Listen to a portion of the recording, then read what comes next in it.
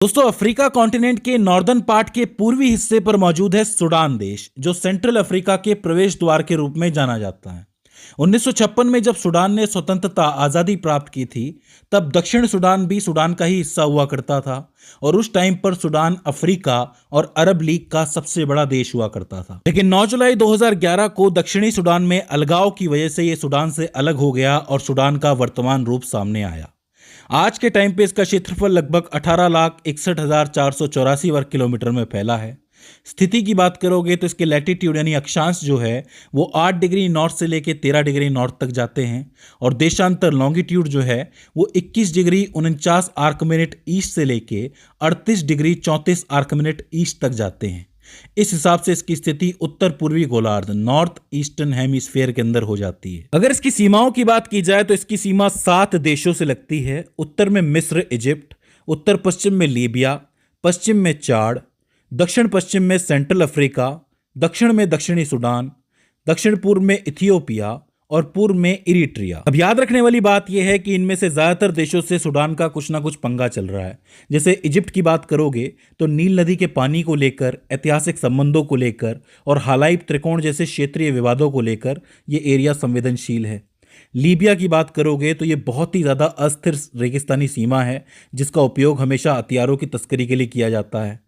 चाड की बात करोगे तो दारफुर जैसे क्षेत्र है वो बहुत ज़्यादा संघर्ष होता रहता है वहाँ पर, तो ये एरिया बिल्कुल प्रभावित रहता है। सेंट्रल अफ्रीकन रिपब्लिक CAR की बात करोगे तो ये एरिया भी, ये सीमा भी बहुत ज़्यादा अस्थिर और संवेदनशील है। दक्षिणी सूडान के अंदर तो आपको पता ही है अलगाव पैदा हुआ था तो ये अलग हो गया था, तो इंडिया पाकिस्तान वाले संबंध जैसी बात हो जाती है। इथियोपिया की बात करोगे तो नीली नील नदी जो ब्लू नील यहाँ से बहती है उसके प्रवाह को लेकर, और यहाँ पर एक डैम बना हुआ है ग्रैंड इथियोपियन रेनेसा डैम जिसको GERD के नाम से जाना जाता है, उसको लेकर विवाद चल रहा है। तो आप ऐसा कह सकते हो कि बहुत ही ज्यादा सेंसिटिव एरिया से घिरा हुआ है सूडान, पर उसके बावजूद सूडान एक इंपॉर्टेंट कंट्री हो जाता है क्योंकि ब्लू नील और व्हाइट नील यहीं पर मिलती है, तो नील का एक अच्छा खासा कंट्रोल यहाँ पर है। दूसरा, इसकी सीमा रेड सी से लगती है, लाल सागर से, जो एक बहुत ही इंपॉर्टेंट पॉइंट हो जाता है। तो इसका मतलब पूरे अफ्रीका के अंदर भू राजनीति का हॉटस्पॉट माना जाता है सूडान। सूडान की राजधानी के बारे में बात करें तो खार्तूम इसकी राजधानी है। खार्तूम की खास बात यह है कि ब्लू नील जो आपकी नीली नील है और व्हाइट नील श्वेत नील दोनों के संगम पर मौजूद है खार्तूम। राजनीतिक और आर्थिक केंद्र माना जाता है और साथ ही केंद्रीय राज्य है, मतलब बिल्कुल बीच के अंदर मौजूद है, इसलिए सारा कंट्रोल यहीं से देखा जाता है। खार्तूम मिलाकर के यहाँ पर टोटल 18 राज्य हैं।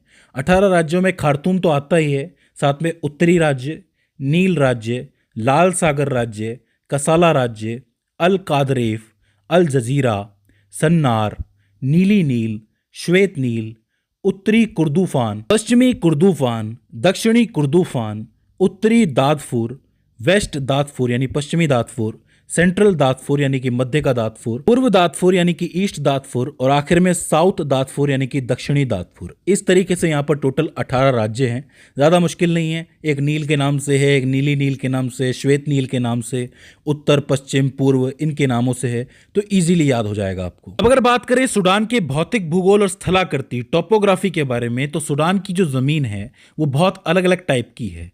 इसमें उत्तर में आपको सूखे रेगिस्तान देखने को मिलेंगे, बीच में थोड़ा सा अर्धशुष्क इलाका देखने को मिलेगा जिसको साहेल सवाना घास के मैदान भी कहा जाता है, और पश्चिम में ऊंचे ऊंचे ज्वालामुखी के पहाड़ भी देखने को मिलेंगे। अगर रेगिस्तानी क्षेत्र की बात की जाए तो उत्तरी हिस्सा नूबियन रेगिस्तान का एक बहुत बड़ा हिस्सा है। यह इलाका पूरी तरीके से सूखा हुआ है और अफ्रीका के विशाल सहारा रेगिस्तान से आगे बढ़ा हुआ भाग है। बात करोगे साहेल क्षेत्र के बारे में जो थोड़ा बीच में आता है मध्य भाग में, इसे मध्य की पट्टी भी कहा जाता है। इसका जो इलाका है वो अर्धशुष्क सेमी एरिड कहलाता है, यानी कि थोड़ा सा इलाका सूखा है, थोड़ा सा गीला है। यहाँ की जलवायु गर्म और थोड़ी सूखी होती है। यहाँ की खास पहचान है यहाँ के सवाना घास के मैदान और साथ में बबूल के जंगल। इसको भी आपको याद रखना है कि घास के मैदान और बबूल के जंगल एक साथ हैं। ये जो पट्टी है अटलांटिक महासागर के लाल सागर तक जाती है, लगभग 5400 किलोमीटर में फैली हुई है, और साहेल में हरियाली कम होती है और यहाँ भोजन और पानी की कमी अक्सर देखी जाती है। बात करें सूडान की पर्वत श्रृंखलाओं और जेबेल मारा के बारे में, तो जेबेल माला पर्वत श्रृंखला यहाँ की सबसे जरूरी और सबसे ऊंची पर्वत श्रृंखला है। पश्चिमी सूडान के अंदर आपको दारफूर के अंदर ये देखने को मिलेगी। यहाँ की सबसे ऊंची चोटी डरीबा क्रेटर है, जिसकी ऊंचाई लगभग 3012 से 3042 मीटर तक जाती है। अगर आप इसका भूवैज्ञानिक इतिहास देखोगे तो आपको समझ आएगा कि ये पूरा इलाका एक बहुत बड़ा ज्वालामुखी क्षेत्र है। इस क्षेत्र की जो मुख्य ज्वालामुखी गतिविधि हुई थी वो डरीबा काल्डोरा थी, जो लगभग 3500 साल पहले हुई थी, एक बहुत बड़े विस्फोट से बनी थी। तो इसे आपको स्पेशली याद रखना है। इसका जो लावा है वो 30 किलोमीटर दूर तक चला गया था। ये चीज ध्यान में रखने वाली है। एक बात समझने जैसी है कि ये जो जेबेल मारा है, इसका एक बहुत बड़ा रणनीतिक महत्व है सूडान के अंदर। ये जो पर्वत श्रृंखला है ये साहिल के लगभग सपाट इलाके में एक ही प्रमुख ऊंचाई वाली श्रृंखला है, जो 2600 मीटर तक ऊपर उठती है। इसकी खास बनावट जो है वो दारफूर संघर्ष पर गहरा असर डालती है। कहने का अर्थ ये है कि अगर कोई विद्रोही वहां से आ रहा हो तो उसके लिए बिल्कुल किले का काम करती है ये पर्वत श्रृंखला, तो लोगों के लिए आना मुश्किल हो जाता है। तो ऐसे में सूडान वालों को भी टाइम मिल जाता है छुपने का, काम करने का। इसके अलावा इसकी ऊंचाई के कारण यहाँ पर मौसम भी जो है वो नम और गीला बना रहता है, क्योंकि ये पानी को रोकने का काम करती है, तो पर्यावरण के लिए भी ज़रूरी हो जाती है। तो ऐसे में इसका महत्व हर तरीके से है। बात करें यहाँ के जल विज्ञान की तो नील नदी को सूडान की जीवन रेखा कहा जाता है, क्योंकि ये अर्थव्यवस्था को प्रभावित करती है और साथ ही देश की आबादी को पानी देती है। ये दो नदियों से मिलकर बनती है। पहली है श्वेत नील, इसका मुख्य स्रोत जो है वो आपको विक्टोरिया झील में मिलेगा, और दूसरी है नीली नील, ब्लू नील, जिसका स्रोत इथियोपिया के टाना झील को माना जाता है, वहीं से ही निकल के आती है।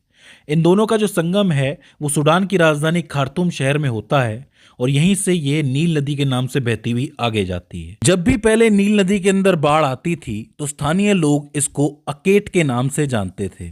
बात करोगे इसके वन्य जीव और वनस्पतियों के बारे में तो इस नदी प्रणाली में आपको बहुत से वन्य जीव देखने को मिलेंगे, जैसे नील का मगरमच्छ, दरियाई घोड़ा हिप्पोपोटेमस और नाइल पर्च, एक टाइप की मछली होती है जो उसमें पाई जाती है। किनारों पर आपको पेपाइरस और कमल जैसे इंपॉर्टेंट वनस्पतियां देखने को मिल जाती हैं। दोस्तों ये हो जाता है बेसिक भूगोल सूडान का। आई होप आपको समझ में आया हो और इस वीडियो से आपने कुछ ना कुछ नया ज़रूर सीखा हो। अगर इसके बाद भी इसके अंदर आपको कोई क्वेरी आती है, कोई दिक्कत आती है, तो आप हमें कमेंट सेक्शन में बता सकते हैं। तो दोस्तों आज की इस वीडियो के अंदर बस इतना ही। See you in the next one.